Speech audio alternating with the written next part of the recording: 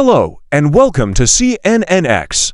I'm your anchor, and we begin with a major development from Europe linked to the ongoing conflict in Ukraine.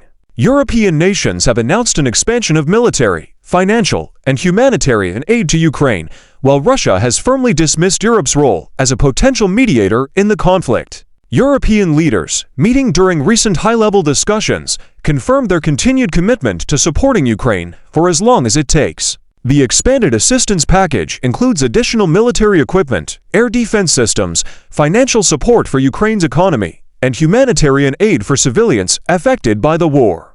Officials say the goal is to strengthen Ukraine's defensive capabilities and ensure stability as the conflict continues. According to European officials, the new aid measures reflect growing concerns over security across the continent. Leaders emphasize that supporting Ukraine is not only about defending one nation, but also about protecting European security, international law, and the principles of sovereignty and territorial integrity. Meanwhile, Russia has strongly rejected Europe's involvement as a mediator in the conflict. Russian officials stated that European countries have lost their neutrality by openly backing Ukraine and imposing sanctions on Moscow.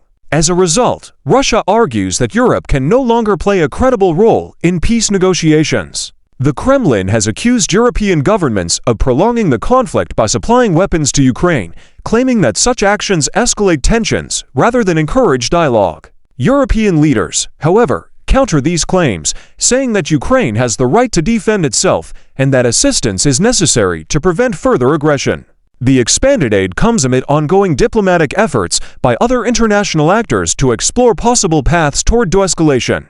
However, analysts note that deep mistrust between Russia and European nations continues to limit prospects for meaningful negotiations in the near future. On the ground, the conflict continues to have devastating consequences for civilians, with ongoing damage to infrastructure, displacement of families, and mounting humanitarian needs. European humanitarian organizations say additional funding is urgently required to support refugees and reconstruction efforts. As winter approaches and economic pressures rise, the war remains a central issue shaping Europe's political, security, and economic agenda. Observers say the coming months will be critical in determining whether increased aid can shift the balance or push diplomatic efforts forward. For now, Europe has made its position clear. Continued support for Ukraine remains a top priority, despite Russia's rejection of its mediation role. That's all for now. CNNX, bringing you the latest global developments with facts you can trust.